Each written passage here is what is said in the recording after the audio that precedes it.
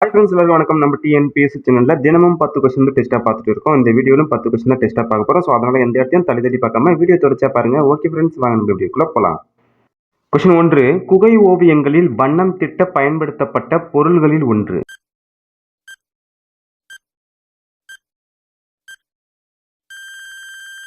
Answer மண் துகள். குகை ஓவியங்களில் வண்ணம் திட்ட பயன்படுத்தப்பட்ட பொருள்களில் ஒன்று மண் துகள்.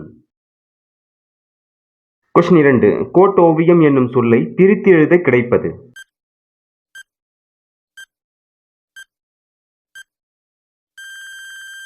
ஆன்சர் கோட்டு கூட்டல் ஓவியம்.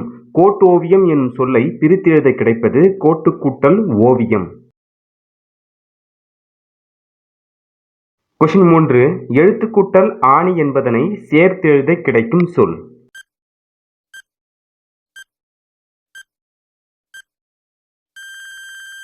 ஆன்சர் எழுத்தாணி. எழுத்து கூட்டல் ஆணி என்பதனை சேர்த்து எழுத கிடைக்கும் சொல் எழுத்தாணி. கொஸ்டின் 4. ஆயக்கலைகள் மொத்தம்.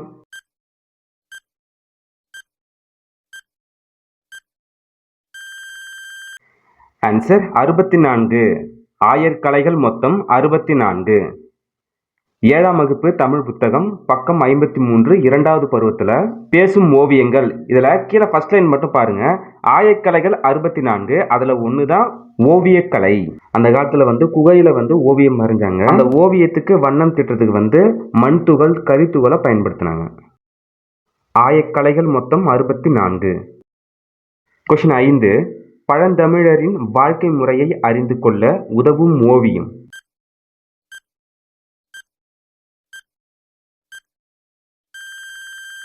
ஆன்சர் குகை ஓவியம். பழந்தமிழரின் வாழ்க்கை முறையை அறிந்து கொள்ள உதவும் ஓவியம் குகை ஓவியம். கொஸ்டின் 6. தஞ்சை பெரிய கோவிலில் உள்ள ஓவியம்.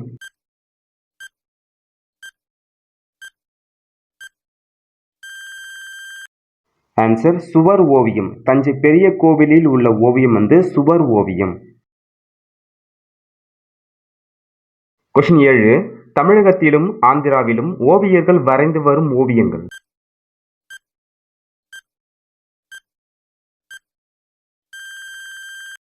ஆன்சர் துணி ஓவியம். தமிழகத்திலும் ஆந்திராவிலும் ஓவியர்கள் வரைந்து வரும் ஓவியம் துணி ஓவியம். துணி ஓவியம் அந்த காலத்திலிருந்து வரையப்பட்டு வந்திருக்கு. சீவக சிந்தாமணியில குணமாலை என்னும் தலைவி யானையை பார்த்து பயந்துறாங்க. அந்த காட்சியை சீவகன் துணியில வரைந்ததாக சீவக சிந்தாமணியில குறிப்பிட்டிருக்காங்க. தற்காலத்துல அந்த துணியில அந்த ஓவியங்களை வரைகிறாங்க இல்லையா, அதற்கு பேர் என்னன்னு பாத்தீங்கன்னா கலங்காரி ஓவியங்கள். நம்ம சின்ன பாக்ஸ்ல கொடுத்துருக்காங்க பாருங்க. தெரிந்து கொள்வோம். புனையா ஓவியம் கடும்ப புனைவில்.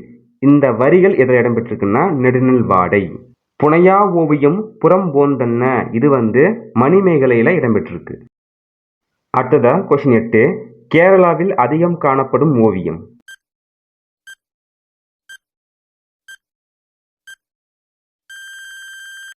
ஆன்சர் தந்த ஓவியம். கேரளாவில் அதிகம் காணப்படும் ஓவியம் தந்த ஓவியம். கொஸ்டின் 9. கண்ணாடி ஓவியம் வரையும் ஓவியர்கள் காணப்படும் இடம்.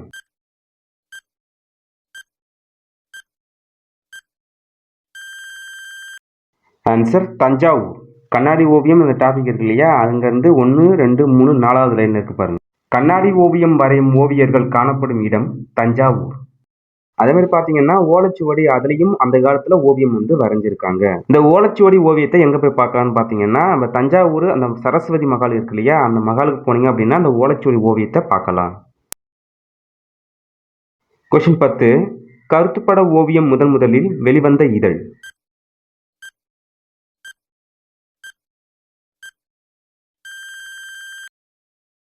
Answer India. கருத்துப்பட ஓவியம் முதலில் வெளிவந்த இதழ் இந்தியா. கருத்துப்பட ஓவியம் அப்படின்னு என்னதுன்னா அரசியல் கருத்துக்களை எளிதாக மக்கள் மனதில் பதிய வைக்கிறதுக்காக வரையப்பட்டது தான் கருத்துப்பட ஓவியம். இந்த ஓவியத்தை முதலில் வரைஞ்சவர் யாருன்னு பார்த்தீங்கன்னா பாரதியார். எந்த இதழில் வெளியிட்டாருன்னா இந்தியா என்ற இதழில் வெளியிட்டாரு. கருத்துப்படம் அதற்கு மற்றொரு வடிவம் கேலி சித்திரம். பக்கத்தில் இருக்கிற அந்த கேலி சித்திரம் அந்த ஓவியம் பாரதியார் அவர்கள் வெளியிட்ட கேலி சித்திரம். இந்த பாக்ஸ்ல இருக்குது இல்லையா, அது நம்ம நல்லா தெரிஞ்சுக்கணும். ஓவியம் அதற்கு வேறு பெயர் என்ன? ஓவு, ஓவியம், ஓவம், சித்திரம், படம் படாம், வட்டிகை செய்தி. அதே மாதிரி பாத்தீங்கன்னா ஓவியம் வரைபவர் இருக்கார் இல்லையா, அவருக்கு வேர்பெயர் என்ன? கண்ணுள் விளைஞர், ஓவிய புலவர், ஒவமாக்கல், கிளவி வல்லூன், சித்திரக்காரர், வித்தகர். அதுக்கப்புறம் பாத்தீங்கன்னா ஓவிய கூடம் இருக்கு இல்லையா, அதற்கு வேர்பெயர் என்ன? எழுது தொழில் அம்பலம், எழுத்து நிலை மண்டபம், சித்திரை அம்பலம், சித்திர கூடம், சித்திர மாடம், சித்திர மண்டபம், சித்திர சபை. கருத்துப்பட ஓவியம் முதலில் வெளிவந்த இதழ் இந்தியா. ஓகே ஃப்ரெண்ட்ஸ், இந்த 10 கொஸ்டின்ல நீங்க எத்தனை கொஸ்டின் சரியா ஆன்சர் பண்ணீங்கன்னு சொல்லிட்டு இந்த வீடியோ கமெண்ட் பாக்ஸ்ல கமெண்ட் பண்ணுங்க. இந்த வீடியோ பதிவு கண்டிப்பா உங்களுக்கு பயனுள்ளதா இருக்கும்னு நினைக்கிறேன். அடுத்த வீடியோ பதிவில் சந்திப்போம். நன்றி, வணக்கம்.